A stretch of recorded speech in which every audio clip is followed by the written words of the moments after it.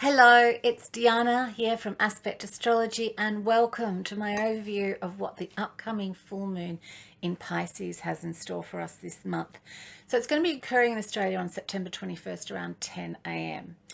This is going to be a sensitive, emotional, bit of a tricky full moon that might feel as though we're taking two steps forward, then one step back.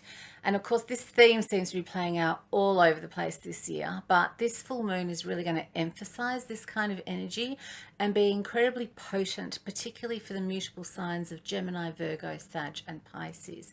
And especially if you have any planets in these signs at around 28 degrees. And if you don't know your chart and where the planets sit, email me directly and I'm happy to send you a copy. So the full moon offers us a time of release, of letting go of what no longer serves us, of allowing us to culminate that which we may have begun in the new moon phase, bringing our wishes and our hopes to a culmination point. And as with any full moon, understanding the energetic themes of the signs that the moon and the sun are in offers us a view of what we can expect and what we may look to work through while these influences are playing out. And of course, we also look to all the other astrological movements at the same time. This full moon is also occurring just before the spring equinox, which in Australia is on September the 23rd. And the equinox officially marks the first day of spring here and the first day of autumn in the Northern Hemisphere. But either way, in both locations, they're both representing a time when the length of the day and the night are the same. They're in balance. And at the same time, the sun is moving into the sign of Libra, which of course is also about balance. But I'll be covering a lot more about that in my other post about the sun moving into Libra, so look out for that. Okay, so back to this moon. We're in the duality of opposites between the mutable energy of Virgo and Pisces. And this access energy is, in essence, all about service. On the one hand, we have the Virgo service function, which is, serving the needs of the everyday, our routines in life, our health, being of service to others on a practical level. And Pisces, on the other hand, in its highest vibration at least, is all about spiritual service, looking out for the needs of others in I guess, a selfless, compassionate, sacrificial way. One is certainly not better than the other. In fact, they really need each other to function at their best. Together and at their highest vibration, they really can work in harmony to bring about great compassion, kindness, humility, and sacrificial service to the world. On the flip side, however, they can both turn into kind of a bit of a martyrdom and victim energy, so just be careful about that. This full moon then is actually going to be an excellent time to think about acts of service, especially acts of kindness that extend beyond our own needs. We are in just incredibly complex times, and all around us are these sort of opposition energies, opposition between friends and families and political agendas and the media. And it's becoming excessively worn and tiresome for all of humanity. So tap into this full moon to think about how we may be able to step outside of this space and how we can be kinder to one another and offer something to help others for the mere sake of it.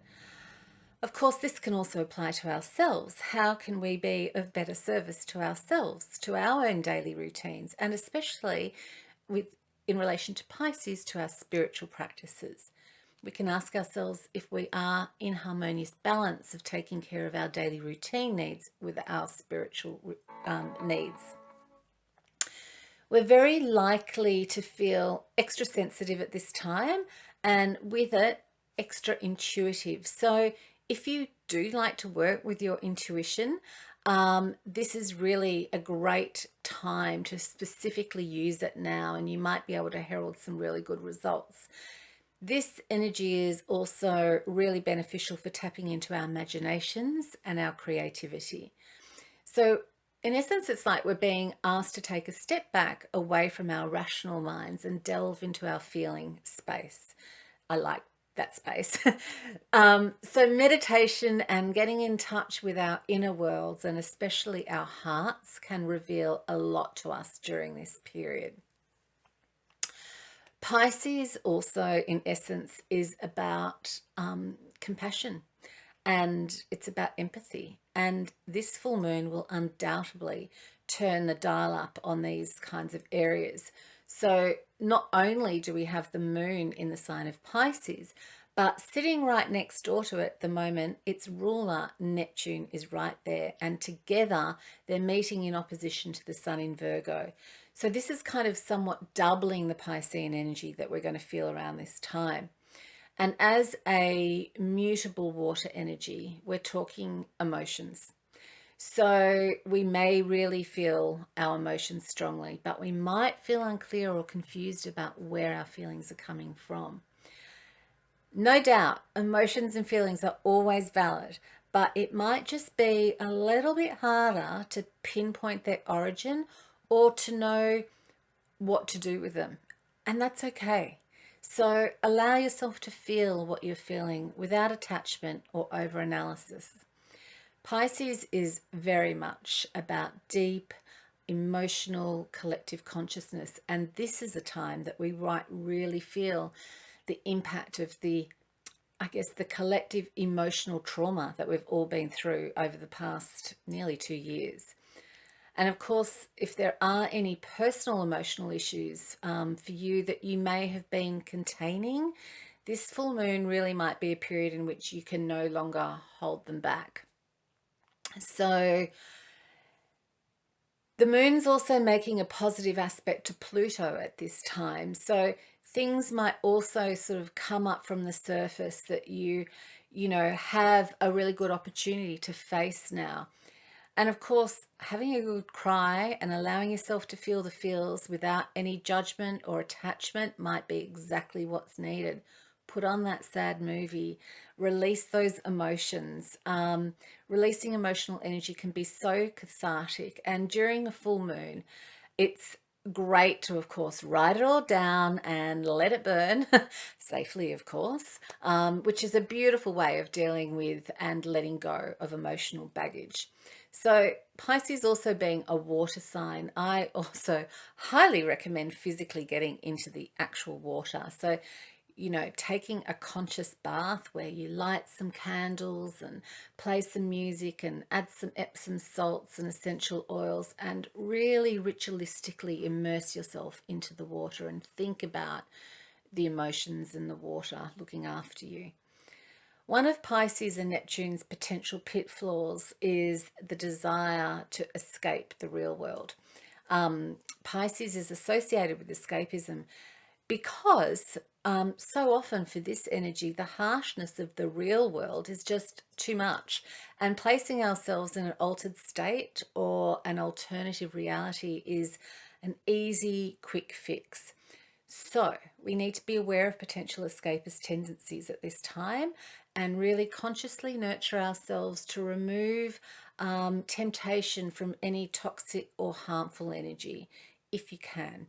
And of course, if you need some space, take time, take your space and be alone, although most of us have been alone much too often lately. Now, while we've got this full moon, we've also got Jupiter making a trine aspect to Mercury. And on one level, this may work really positively to expand our thinking and help us broaden our minds. And we can certainly use it in combination with our imaginations at this time. So it's an excellent period for tapping into our creative minds, our intuition, and our imaginations. And if you write or communicate as part of your vocation, this can work really positively for you. But you need to not overthink things and let the inspiration flow rather than force it. Pisces moon, and especially with Neptune, can't be harnessed or controlled.